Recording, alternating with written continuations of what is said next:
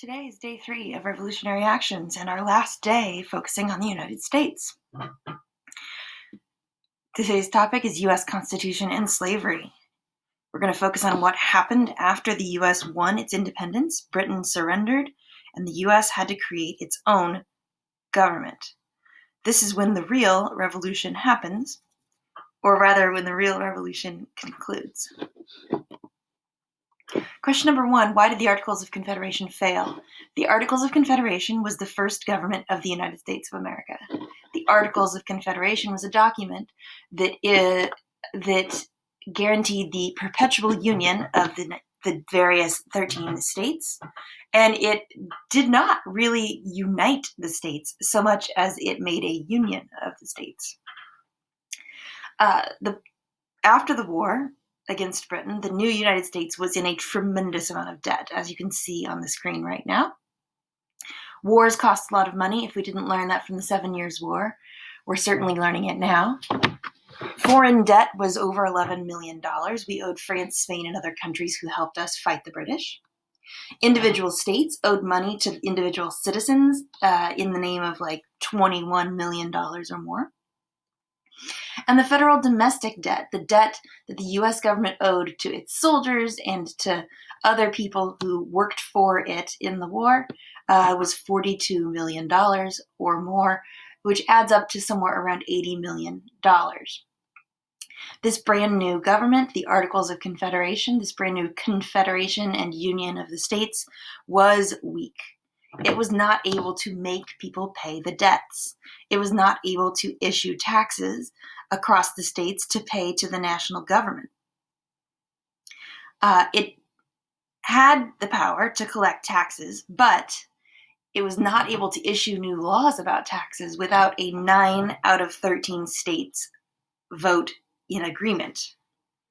And some states had started paying back their debts on their own, so they didn't want to vote to contribute to other states' debts. If we don't pay our debts, no one will ever loan us money again. And this individual over here, quite famous, Alexander Hamilton, made the case, among other intelligent people, that if the United States did not pay its debts, especially those debts to foreign countries and foreign banks, no one will ever loan us money again. If we aren't able to get loans ever again, because we defaulted on our loans for the war, this means that the next time there's a war or a crisis where the United States is in danger, we will be extremely vulnerable. We'll be vulnerable to invasion, we'll be vulnerable to takeover, and we won't be able to grow and develop our country if we can't borrow money. The Articles of Confederation was a weak government. It was weak on purpose because people were scared of a powerful government. They were scared of tyranny.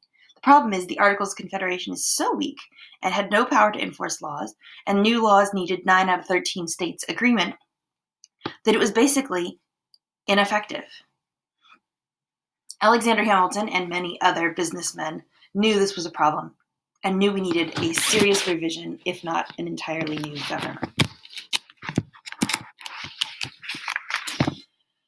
The colonists got together, they sent representations to make that new government. So, how is the new legislature, the new place where they're going to make the laws, going to be more fair?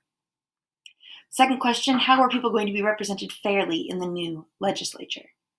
Legislate means to make laws, and the various state representatives are going to come to a thing called the Great Compromise, which is where we create a bicameral legislature, which is where we create a legislature, the place where they make laws, that has 2 groups of people, 2 houses. On one side of the legislature, you have the Senate. And on the other side of the legislature, you have the House of Representatives. Colonists were mostly concerned about the lawmaking power of the new government. They didn't want tyranny. They didn't want the government bossing them around. But they needed adequate representation. If there's 2 words that are associated with the fight against Britain, it was representation and tyranny. Colonists were mostly concerned that the people who are going to make these new laws be fair and not overpower them. So the question is, how do you make sure that minority groups, in this case not enslaved people, but in this case small states like Rhode Island or Delaware, states with very few people in them?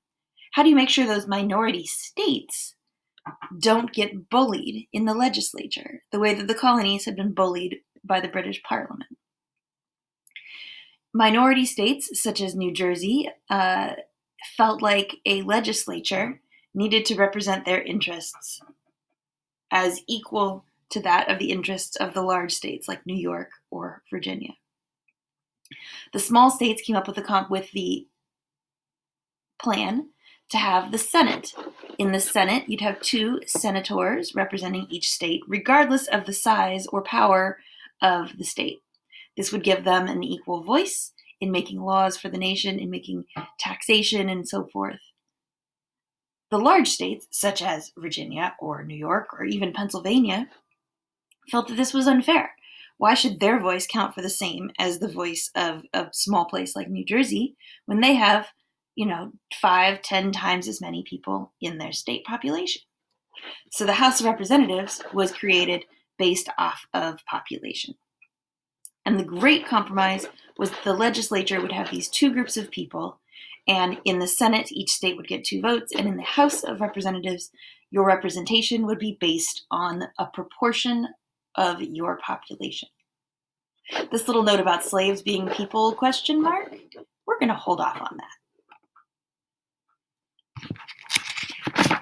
Number 3, how are the different regions of the U.S. going to be represented fairly in the presidential election? So quite similarly to the legislature, if we're going to elect a president to be the executive, to be the person who enforces the laws, how are we going to make sure that these small states are represented fairly?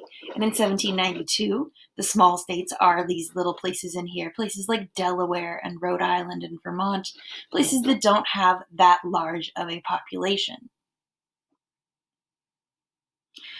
The representatives to the Constitutional Convention decide to make an electoral college. In this case, the word college means something like partnership. So it's a partnership among the states where we make sure that the electoral power of the small population states is a little more powerful than maybe it should be based on just how many people are there.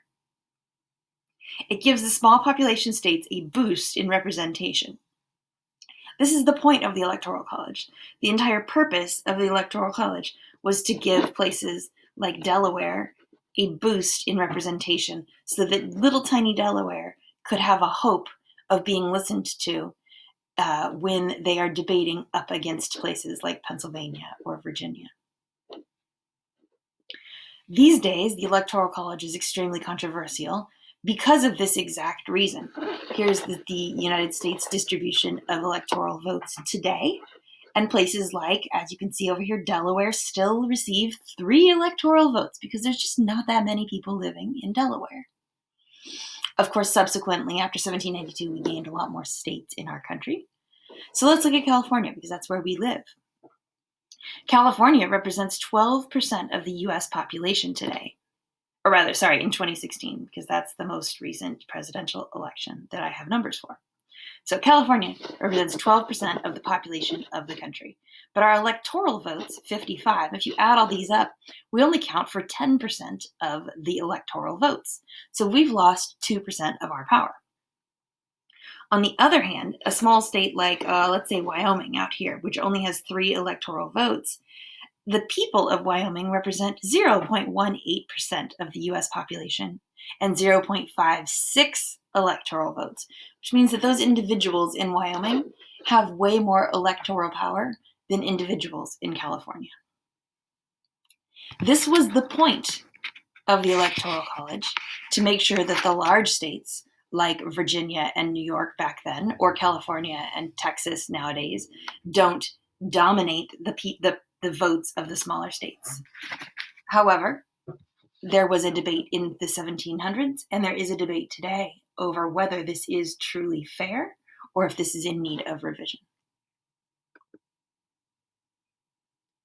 Number 4, if the population determines state representation for like the House of Representatives and the Electoral College for electing the president, do enslaved people count as people? So this is not an issue today. However, it was a major issue in the 1700s. Here's the list of information from the first census of the United States. And as you can see, they're counting free white males under and over the age of 16, free white females, all other free persons. This could be people of color, freed African Americans who had been freed from servitude, from enslavement, sometimes indigenous people who were now considered citizens.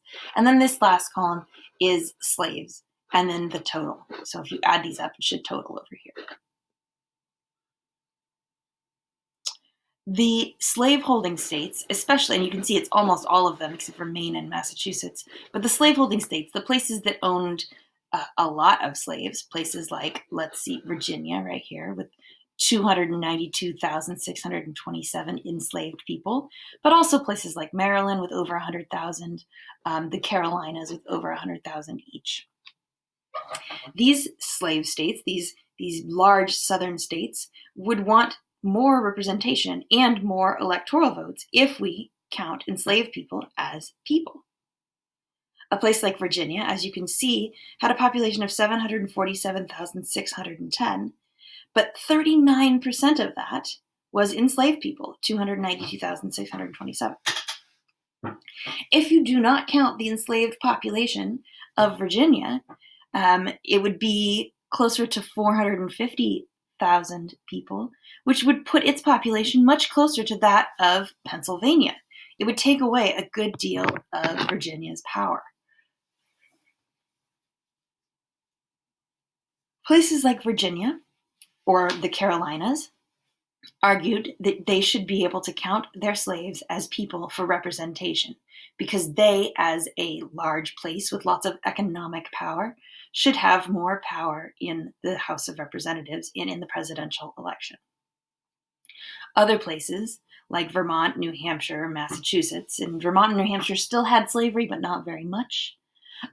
They argued that if you're going to count slaves as people, then you have to treat them as people. And so if you're not going to treat them as people legally, you cannot count them as people for representation. Basically, the southern states largely wanted to count the slaves as people for the purposes of elections, but they didn't want to treat them like people legally. Thank you, Polly, for that summary. The compromise that eventually was arrived at was that enslaved individuals would count 3 out of every 5. So for every 5 enslaved people, the census would count 3 of them, and that would be part of awarding electoral votes and representative proportions. This is the famous 3/5 compromise, which decided that enslaved people sort of count as people and sort of do not.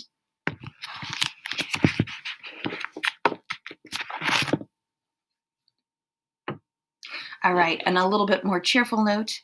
What was Thomas Jefferson doing during all this as an ambassador to France?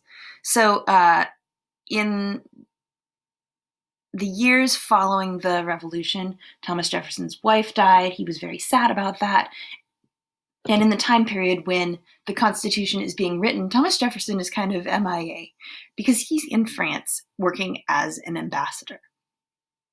The U.S.'s first ambassador was famously Ben Franklin. Here he is having fun in France.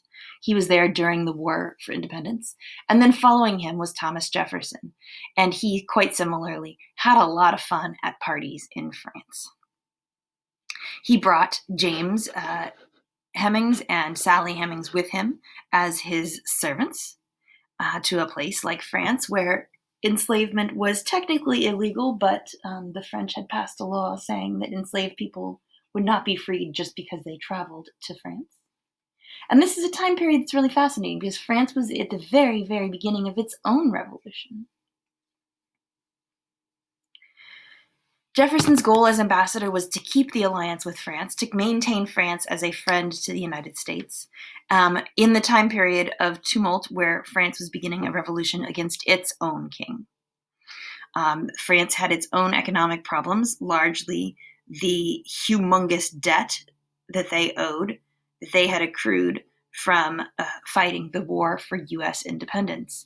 French soldiers down here indicating that France had sent billions of dollars of supplies to the Americans, and they had sent soldiers to the Americans. And so now taxing the French people to pay for that war debt was going to become a problem. Enlightenment ideas, the same ones that had inspired the Americans, were inspiring the French bourgeois, French middle class, French educated people to debate the nature of government, the nature of fairness, etc. Those soldiers who had helped the U.S. fight for independence were returning to France at the same time that Jefferson was arriving, and they were talking about revolutionary ideas inspired by the Americans, including people like Lafayette, who had helped lead soldiers in the fight. The French people were increasingly talking about revolution. On a lighter note, there's a fun little movie called Jefferson in Paris, which tells a little bit about the time he had there. It's pretty much a soap opera, but it gives us a hint at the truth, even though it's basically a Hollywood movie. And then other side note, James Hemings, Jefferson's personal chef, went to Paris and learned how to cook such brand new French delicacies as fried potatoes, which he brought back to the United States as French fries, macaroni, this fancy noodle from Italy, plus cheese, so mac and cheese, and also ice cream, which was a French innovation that James brought back to the United States. So mac and cheese, ice cream, and French fries we have in the U.S. cuisine coming back in 1789 and eventually being served at the Jefferson White House.